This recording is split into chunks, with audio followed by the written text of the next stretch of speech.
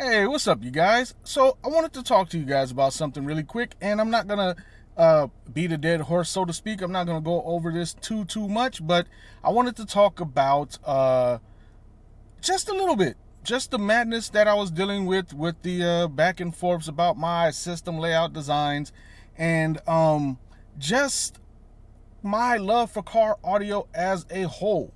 So, my channel is called I Still Love Car Audio and Car Audio Tech Stuff. That's because I still love car audio and car audio tech stuff after 30 years of being in the game.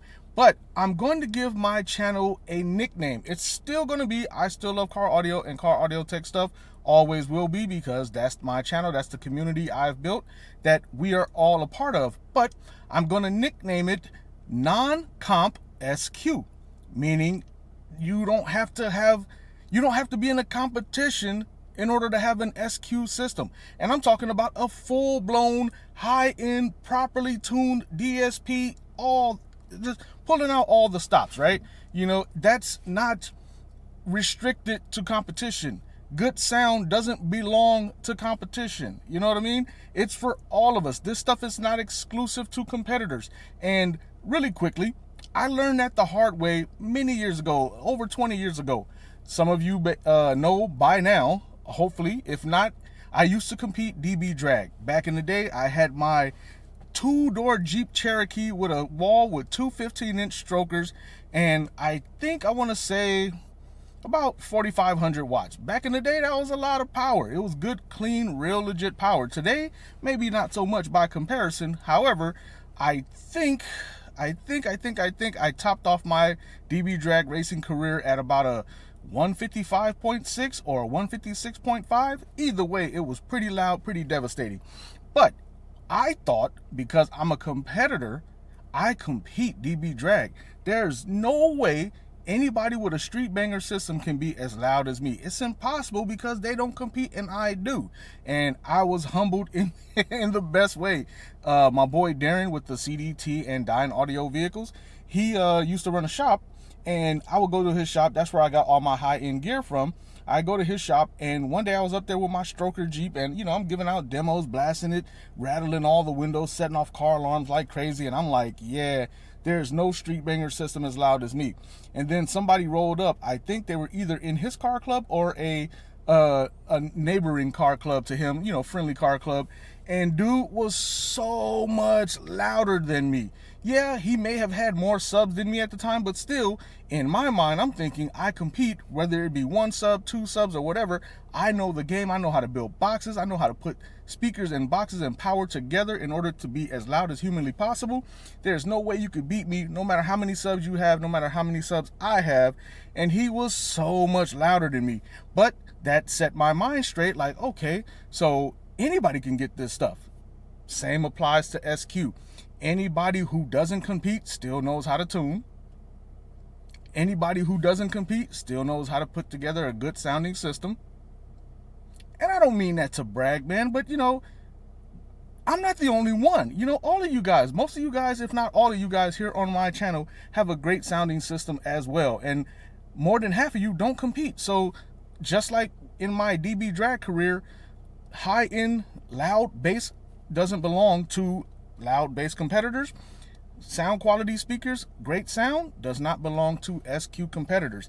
Some may make you think that and try to oust you with their elitist attitude, and it's not all of them. Let me be 100% clear about that. It is not all competitors. Some are very friendly, very knowledgeable, very open, and willing to share their knowledge and the game with you. But there are a few that's like, nah, man, I got this system, I got XYZ in my car, and here comes this guy. Yeah, he's got the same stuff, but it's not tuned like mine, so it can't sound like mine, so on and so forth. Look, man, I don't want it to come off like I'm bragging, because I'm not, but I can tell you for absolute fact that my system has bested some of these competitor systems. But of course, because they compete and I don't, they feel that there's no way my system can best theirs. And my thing is, some competitors have personal presets. That's for the competitors who also use their cars as daily drivers. Some competitors have cars that they only use to compete, and they don't necessarily care about a personal preset because they only use it strictly for competition, which is great, which is pretty dope. But for people like most of us, we may use our car dual purpose, one part SQ competition, one part personal SQ, whatever. But some of these SQ competitors have personal presets in their SQ systems, and some of them have even told me they don't even necessarily care about how the SQ system sounds. So they have their personal presets. So my mind is like, if you have a personal preset, but if SQ is the standard, why do you have a personal preset? And then I can go back and forth with myself with that over and over again, because again, if SQ is supposed to be the standard, or at least I thought was supposed to be the standard, why would you make a personal preset that kind of breaks the rules of SQ? And I'm talking about maybe a little heavier mid bass, maybe a little bit of heavier sub bass. Your highs, mids, and highs may be a tad brighter. I don't know. That could be the case. I just can't say what their reasons are for making a personal preset. But yeah, some of them do. So if SQ competition is the standard, then why make a personal preset? You know, and again, I don't want to go in circles. I don't want to go far in circles, but again, some competitors have said they don't listen to their SQ tunes.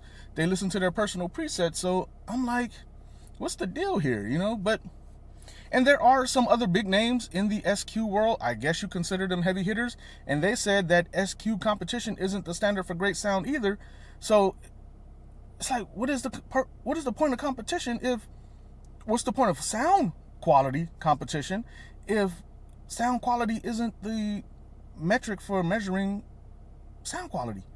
Doesn't make sense to me. But anyway, I'm not going to talk too much more about it. Oh, before I end that, in this video, I want to say I did a video with James of Car Audio Obsessed. I'm still having issues with downloading it so I can upload it to my channel, but I put the link in a short and a post that I did on my channel, but I'll put it here as well along with the thumbnail.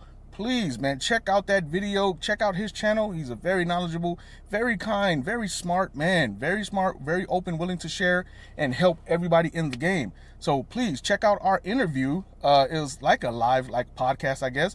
Check out our interview on his channel, Car Audio Obsessed. Look in the description. I put the link there, and I'll put it at the end of this video. So when this video ends, you can go directly to it. And speaking of ending this video, I'm going to end it with a demo, and I hope you guys like that too. Hip hop, hip hop, hip hop, hip hop, hip hop, hip hop, hip hop, hip hop.